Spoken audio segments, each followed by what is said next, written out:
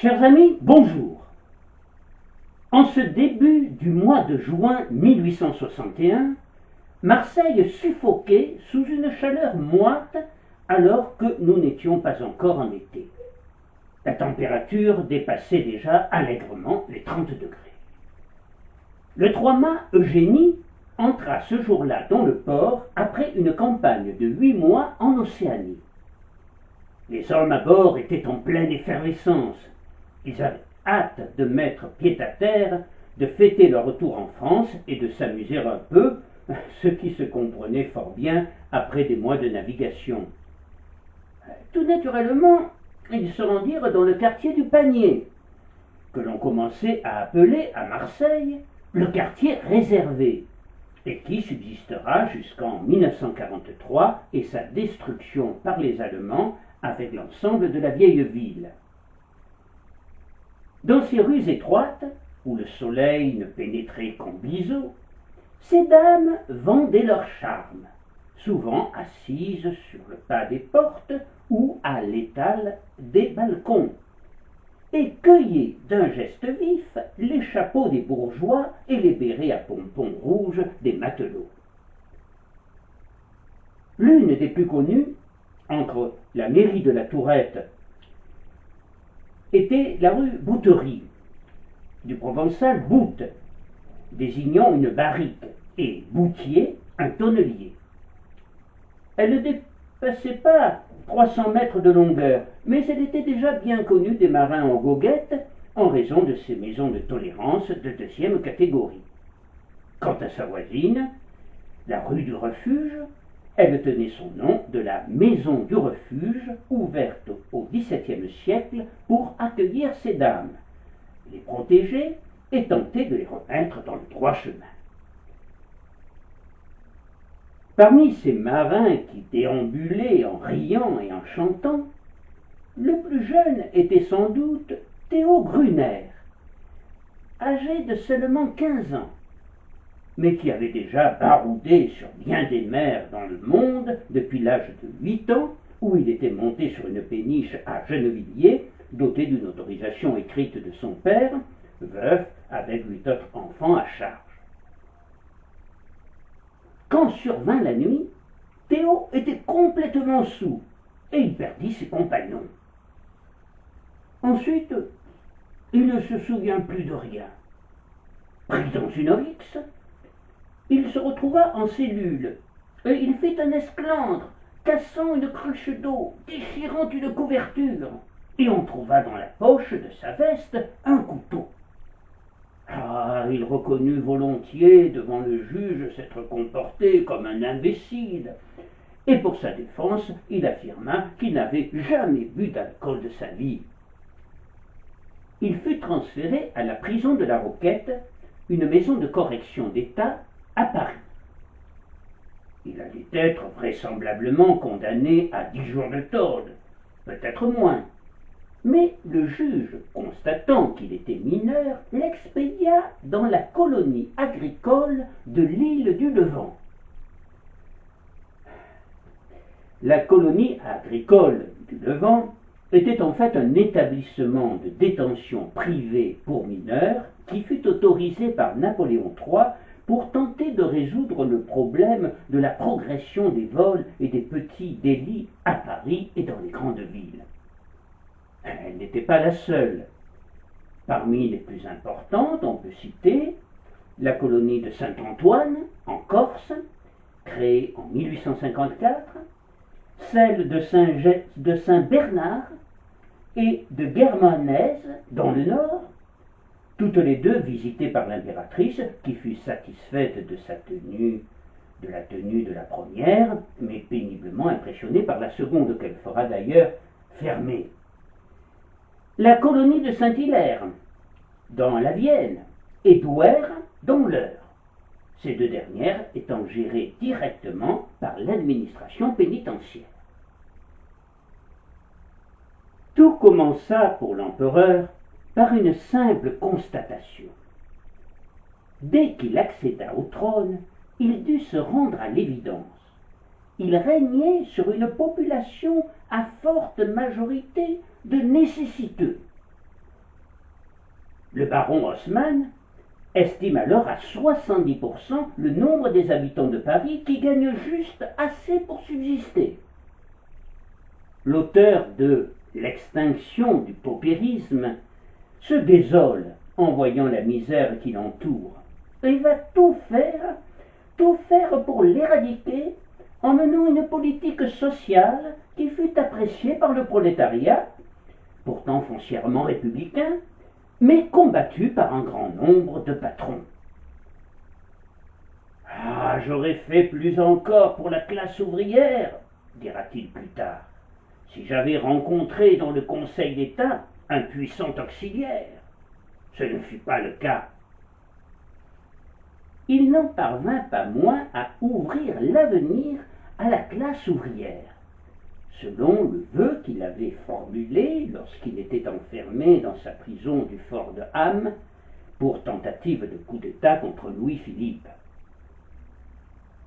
À la veille de la guerre de 1870, il lui plaisait d'être appelé un empereur socialiste, un Saint-Simonien couronné. En tant que disciple de Saint-Simon, il s'efforcera toujours de ne laisser personne sur le bord du chemin et de tendre la main à ceux qui, souvent par nécessité, étaient devenus des délinquants, comme l'on dirait aujourd'hui.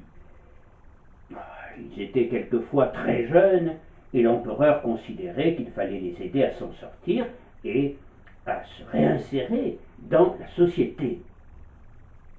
C'est dans cet état d'esprit que fut créée en 1861 la colonie agricole dans la plus belle et la plus sauvage des îles d'or au large d'hier, le Levant. L'intention était louable, et le comte Henri de Pourtalès, le propriétaire de cette île paradisiaque, était connu pour sa rigueur morale et sa foi religieuse, qui lui faisait croire aux possibilités de rédemption par l'éducation et par le travail des brebis égarées, pour la plupart des malheureux gosses victimes de la misère ou du manque d'affection de leurs parents qui les avaient abandonnés. Oh, ce n'étaient pas de bien grands criminels, mais des petits chapardeurs, des mendiants qui volaient pour manger, ou des vagabonds qui, pour d'infimes délits, des peccadilles, avaient été arrêtés et incarcérés, sachant qu'à cette époque, l'autorité judiciaire avait le droit de mettre en maison de correction des enfants de 5 ans. C'étaient aussi souvent des orphelins, des mal-aimés, des gênants, des enfants illégitimes de filles-mères, des innocents, en résumé, des enfants perdus pour la société. Or, le comte de Pourtalès pensait sincèrement qu'il réussirait à aider ces pauvres enfants, ces enfants perdus, à sortir de la misère en leur offrant une solide éducation et un bon métier. Mais s'il croyait sincèrement que son île pouvait être bénéfique pour les jeunes délinquants, hélas, ceux qui mirent en place ces colonies n'avaient pas la même élévation d'esprit, et beaucoup, ivres de leur toute puissance sur ces gamins, allaient rapidement se conduire, comme nous le verrons, en véritables tortionnaires. Né en Suisse, le comte de Pourtalès était un aristocrate, issu d'une vieille famille calviniste d'origine cévenole et dont l'un des ancêtres avait dû fuir les persécutions et les dragonnades qui avaient suivi la révocation de l'édit de Nantes. Il avait épousé une catholique, Anne-Marie d'Escheny, qui lui avait donné 4 enfants. C'était un homme d'affaires habile qui savait faire fructifier son patrimoine depuis le décès de son père en 1855. Les Pourtalès vivaient dans le château familial de Gorgier, dans le canton de Neuchâtel, mais le comte voyageait beaucoup pour ses affaires, qui l'entraînaient régulièrement de Paris à Londres, et il fréquentait la haute société française, anglaise et russe, dans les villégiatures à la mode. Durant ses séjours hivernaux à Paris, Pau ou Nice, il avait fait connaissance et s'était lié avec le grand homme politique anglais libéral, chancelier en 1830, Lord Henry Brougham, qui résidait le plus souvent à Cannes et glorifiait le travail et l'esprit capitaliste. Pourtalès partageait ses idées sur le libre-échange et sur les mesures sociales nécessaires dans une société moderne capitaliste. S'il aimait beaucoup la Côte d'Azur, plus que Cannes, il préférait résider à Hyères, la station climatique la plus réputée et la plus ancienne, sorte d'Éden où il faisait si bon vivre au bord des eaux transparentes d'un bleu intense de la Méditerranée. Et c'est ainsi qu'il découvrit les îles d'Or, territoire sauvage et vierge qui scintillait au soleil omniprésent toute l'année. Elles sont composées de 3 îles, Porquerolles, Porquerolles, et certainement la plus sauvage à l'époque et la plus belle, l'île du Levant. L'île du Levant est alors la propriété du comte Balahut de Noiron, qui avait fait défricher 40 hectares de terre afin d'y installer des cultures. Et comme il se heurta très vite au manque de main-d'œuvre, il avait demandé l'autorisation d'installer dans son île un pénitentiaire agricole. Mais, découragé par l'inertie des autorités et l'ampleur de la tâche, il décida de vendre son île. Apprenant cela, Pourtalès dressa l'oreille. Bien qu'il n'appréciait guère ce personnage, cupide et arrogant, il trouvait bonne son idée, mais le terme de pénitencier le rebutait. En revanche, une colonie agricole, pour enfants désœuvrés, correspondait bien plus à ses idées. Nous étions en 1857. Il était encore jeune, venait de fêter ses 42 ans, et c'est rubis-sur-ongle qu'il acheta l'île. L'argent occupait alors la première place. Le crédit foncier avait été créé 5 ans plus tôt, et Napoléon III, qui n'était encore que le prince-président Louis-Napoléon Bonaparte, imposa aux Français le carnet de chèques dont il avait pu apprécier les avantages en Angleterre. D'abord, la bourse jouait un rôle considérable, et le régime allait donner naissance aux hommes d'affaires, les frères Pereire, les Rothschild, les Schneider, les Mires.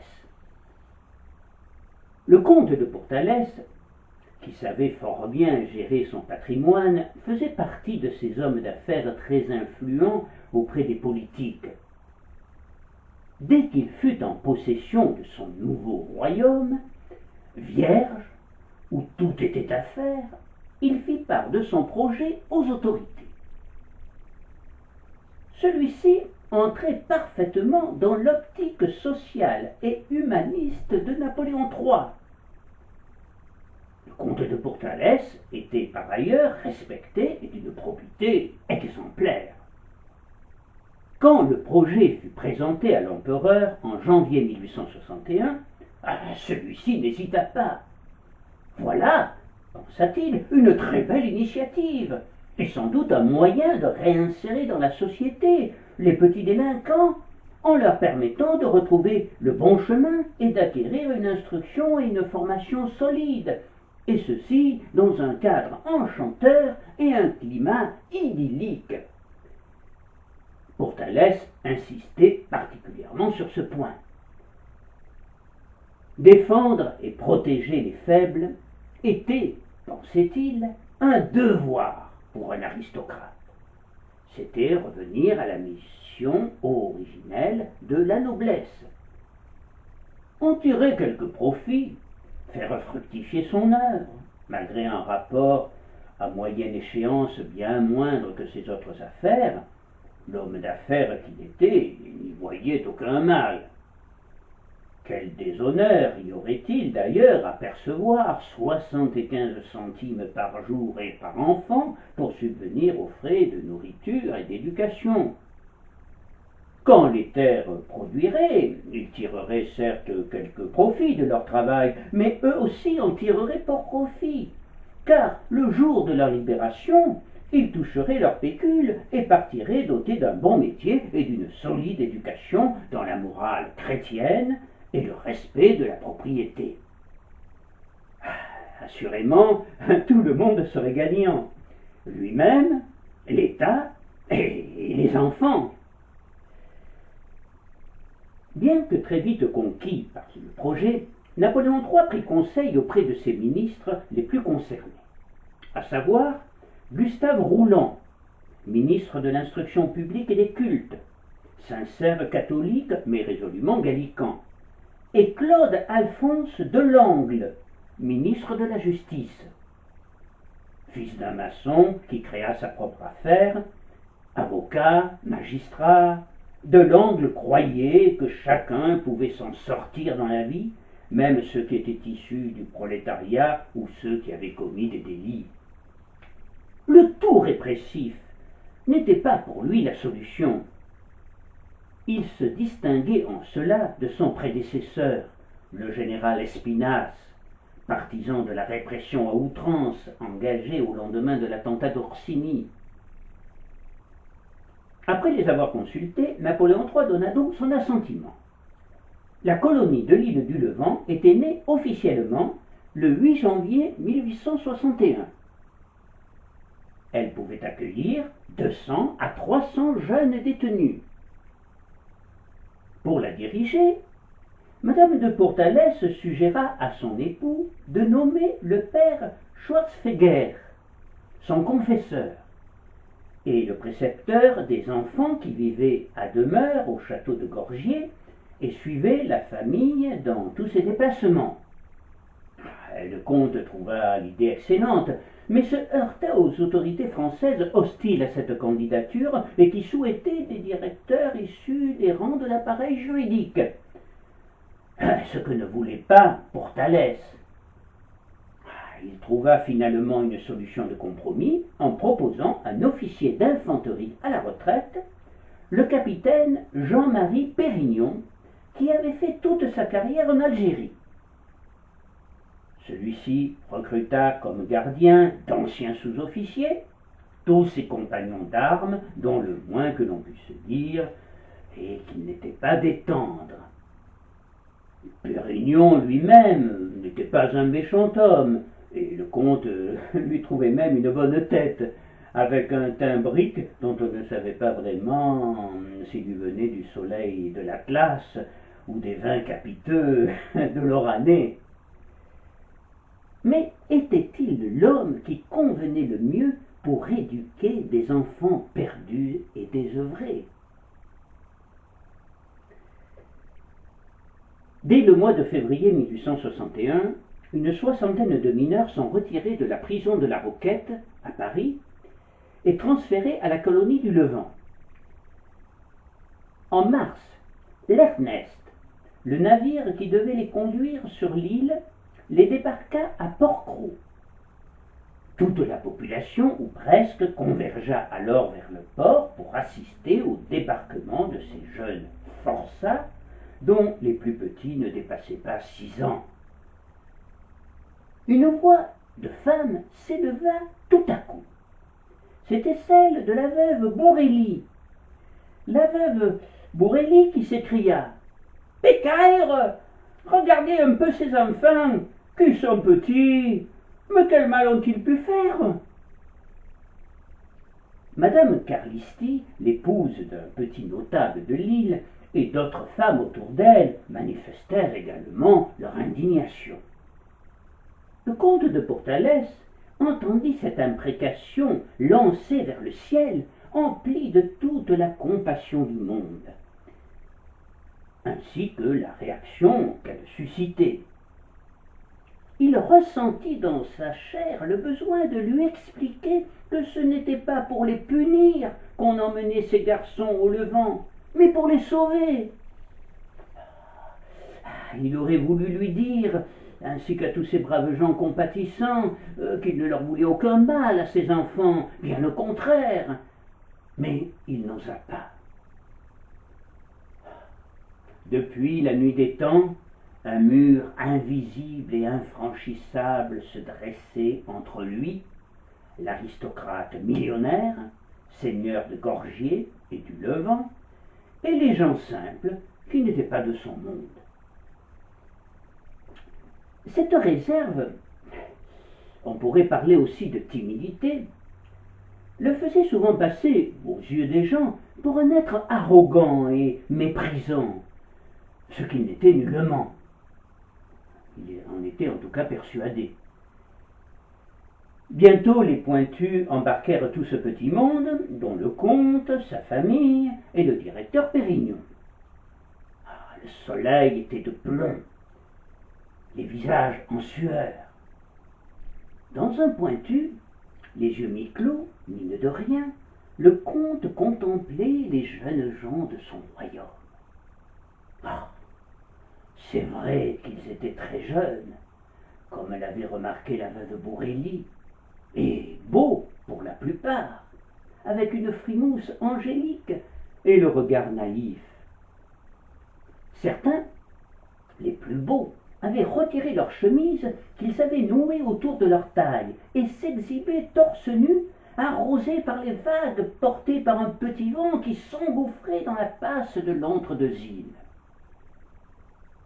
Arrivés au Levant, précédés du maître des lieux, ils gravirent le chemin de la Vis et après une assez longue marche arrivèrent devant le porche de l'établissement Sainte-Anne, encadré de colonnades et surmonté d'un imposant fronton circulaire. « Nous y sommes enfin !» soupira le comte. Dans la tour carrée, on fit aligner les enfants par ordre de taille devant une petite estrade où vinrent se placer en rang d'oignons le comte, son épouse, son fils et ses 3 filles, ainsi que le directeur Pérignon et sa femme, ainsi que le gardien-chef Radel, le greffier, le médecin et l'aumônier. Louise, la plus jeune fille du comte, maugréait.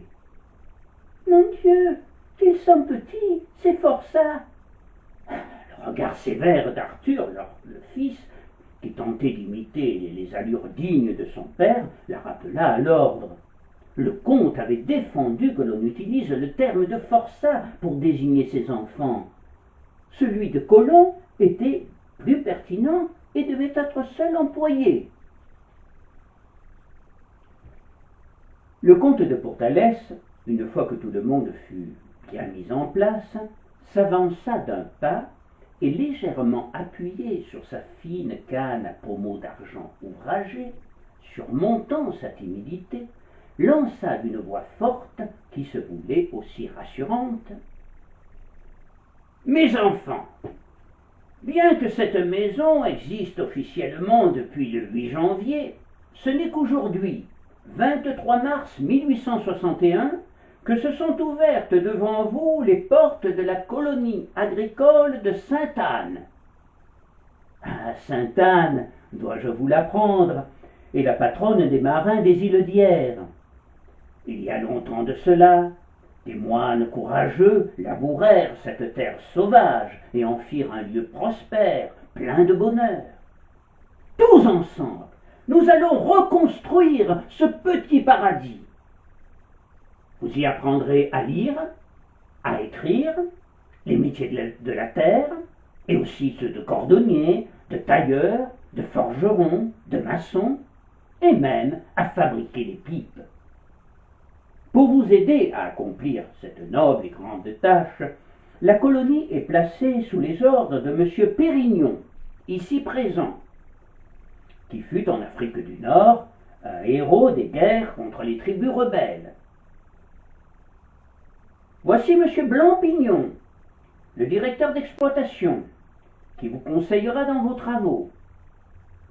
Monsieur le greffier veillera à ce que rien ne vous manque en nourriture et en vêtements. Je vous présente aussi le docteur Grimaldi, qui vous soignera si vous tombez malade. Le père Roux s'occupera de vos ânes. Je n'oublierai pas le gardien-chef Radel, qui, avec ses hommes, a en charge la discipline et votre sécurité. Si vous avez des problèmes particuliers, ces messieurs sont là pour vous aider. Maintenant, retroussons nos manches. À l'ouvrage. Puis le comte crut bon d'ajouter, sur le ton de la plaisanterie complice, naturellement, nous ne commencerons pas ce soir. L'air marin nous a donné très faim, et je crois que cette nuit, nous allons dormir comme des loirs. N'est-ce pas, les enfants? Allez, bon appétit!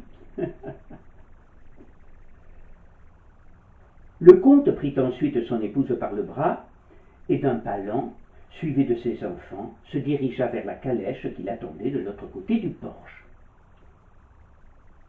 Le Marseillais, François Franc, se pencha à l'oreille de son camarade de droite.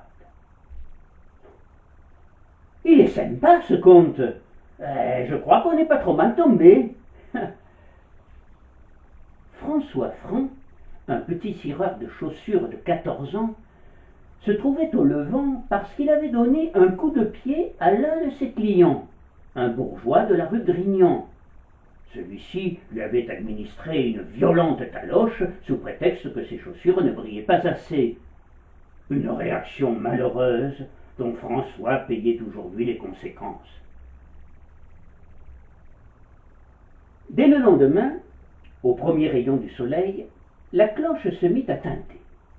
Le pénitencier Sainte-Anne s'éveilla. La première journée de travail commença pour ses enfants perdus dans une certaine bonne humeur. Ah, finalement, ça se présentait beaucoup mieux qu'il ne l'aurait cru. Dans ce tout premier convoi, accueilli par le comte le 23 mars, il y avait Jean de Villas, recueilli à la mort accidentelle de ses parents par son oncle, commissaire de police, dont il avait fui les sévices. Roncelet, apprenti forgeron. Baumé, venu de Belgique. François Franc, le petit Marseillais trop impulsif. Ce convoi sera suivi par beaucoup d'autres, dont celui dans lequel se trouvera Théo Gruner. De Villas, Roncelin, Baumé, puis Théo Gruner vont ensemble, dans les jours qui suivent, constituer la bande des vulnérables, qui défendra les plus jeunes et les plus fragiles, comme le petit Léon Bauzet, un Savoyard âgé de 15 ans et de faible constitution. Sa mère était morte alors qu'il n'avait que 10 ans. Son père avait alors épousé une véritable mégère, et le petit Léon devint vite son souffre-douleur. Privé de nourriture, affamé, il avait été arrêté à Belleville pour le vol d'une pomme sur un étal, et aussitôt enfermé à la Roquette, à la plus grande satisfaction de sa marâtre. Il ne survivra pas aux complications consécutives à une mauvaise grippe mal soignée en octobre 1866.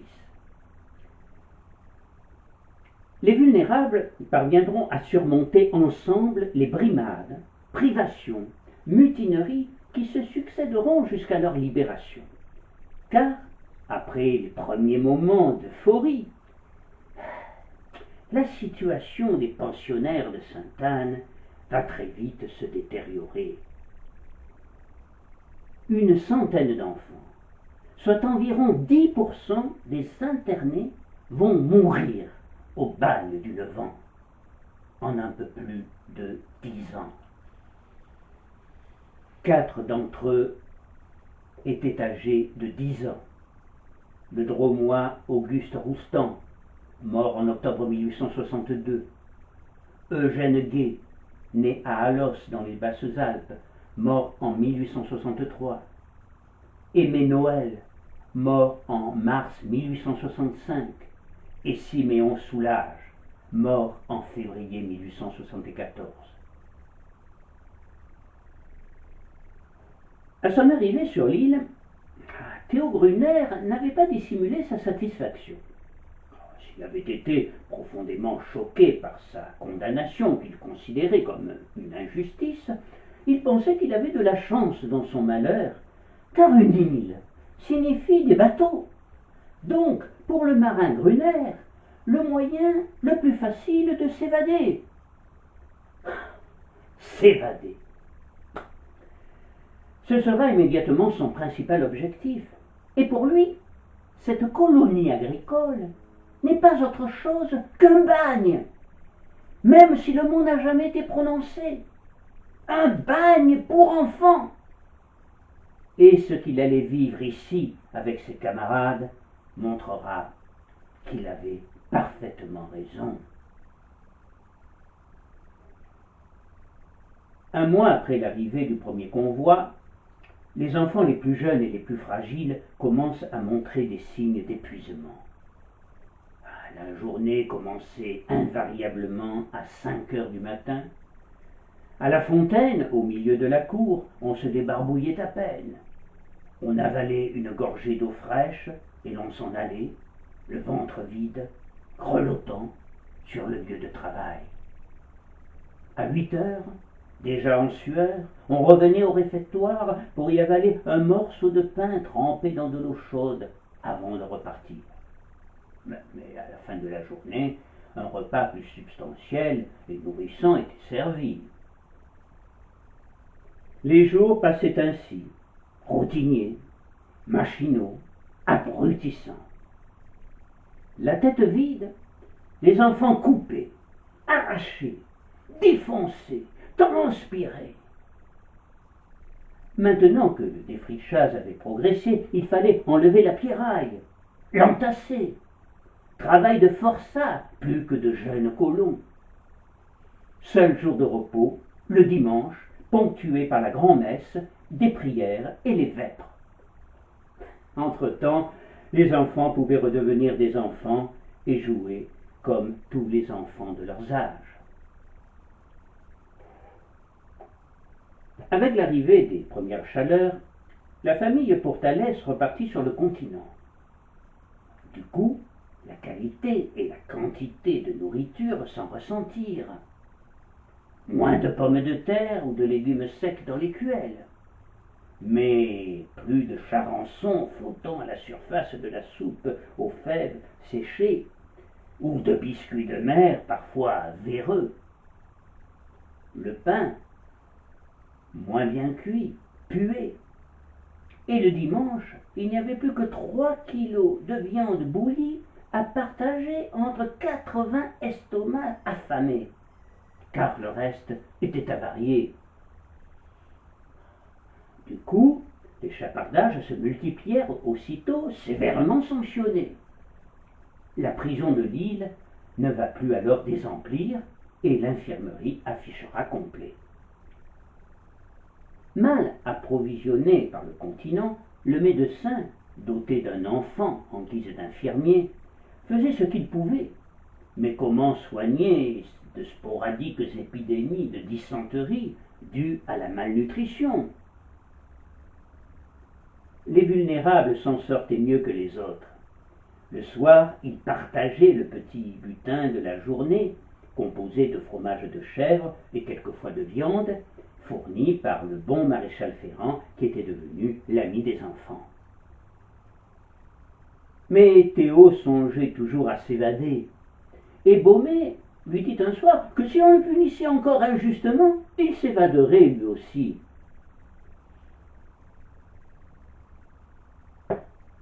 À la fin du printemps, le directeur et le gardien-chef Radel, qui se connaissaient depuis si longtemps qu'ils continuaient à s'appeler par leur grade à l'armée, remontaient ensemble le chemin de la Vis. « Sergent, je suis inquiet, dit Pérignon. Voilà 2 mois et demi que la colonie a ouvert ses portes et tout piétine. Je n'aurai pas grand-chose à montrer au comte, comme terre prête à être cultivée quand il reviendra. Ce cutéreux de chef d'exploitation prétend que ce n'est pas avec 50 gamins mal nourris qu'il y arrivera. De son côté, Massé, l'économe, répond qu'il fait ce qu'il peut avec ce qu'on lui donne pour argent et que le ravitaillement laisse à désirer. Bref, chacun se renvoie la balle. Moi, je vous dis, mon capitaine, répliqua Radel, ces gosses, ce n'est que de la racaille. Fainéants et compagnie, je vous les ferai marcher à grands coups de botte dans le train, moi. Surtout pas, sergent, au contraire. Pas juste avant l'arrivée de M. de Pourtalès. D'ici à ce que le comte s'avise d'interroger les enfants pour leur demander s'ils sont contents, si la soupe est bonne. Enfin, vous voyez le genre. Vous avez connu ça comme moi, en Algérie, quand les galonnés de l'état-major débarquaient en inspection.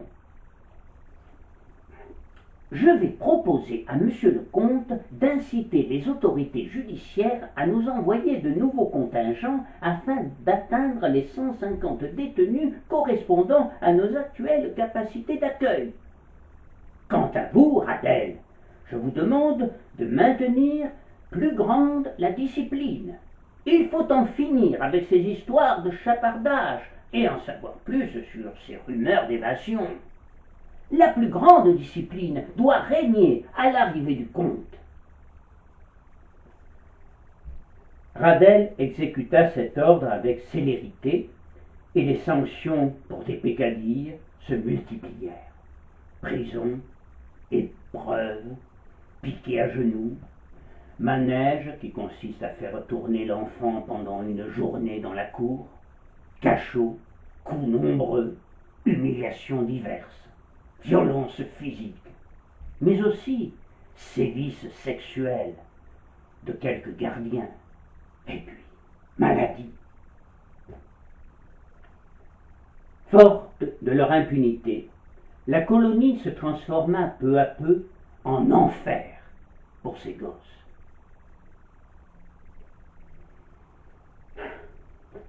C'est ce que nous verrons prochainement dans la seconde époque du bagne des enfants de l'île du Levant, intitulée Révolte et répression. Merci et à très bientôt.